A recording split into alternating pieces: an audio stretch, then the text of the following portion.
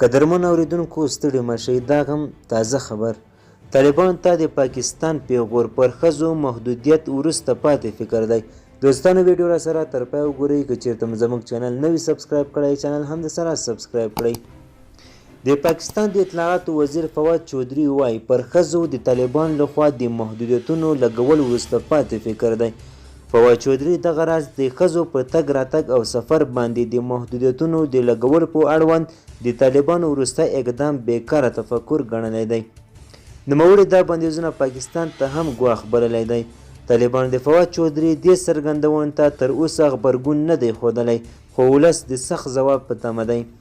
عام افغانان وایي طالبان د پاکستان له غلامۍ ځان وژغوري او افغان ولس ته د پرمختګونو لارې پرانیزي، نه دا چې داسې محدودیتونه ولګوي چې د نورو د خندا شي. له دې وړاندې عمران خان افغانستان کې ښوونځیو ته د نجونو نه پرېښودل کلتوري مسله یاده کړې وه چې د افغان پخوانیو چارواکو عوام خلکو توند غبرګونونه یې راوپارول او عمران خان یې وننګاوه.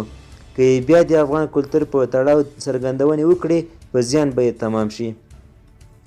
خو بل لور ته بیا طالب چارواکو هر څه بابیزه وګڼل او د ولس هیلې یې خاورې کړې. د بهرنیو چارو وزیر متکي د عمران خان په ځواب کې یوازې عاجزانه او ویرېدلي کلمات وکارول او ویل چې دا د عمران خان نظر دی، افغان کلتور ته سپکاوی نه دی.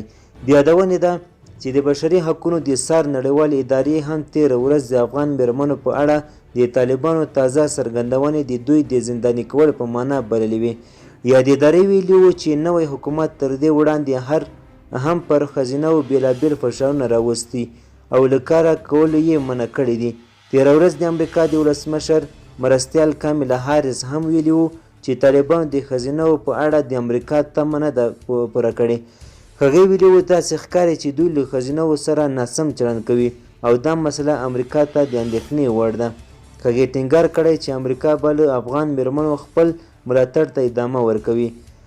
دا اندېښنې وروسته له هغې راپورته کیږي چې تازه د طالبانو د امر بالمعروف او نهي عن المنکر وزارت په یوه اقدام کې ویلي چې ښځینه له محرم پرته اوږد سفر نشي کولی.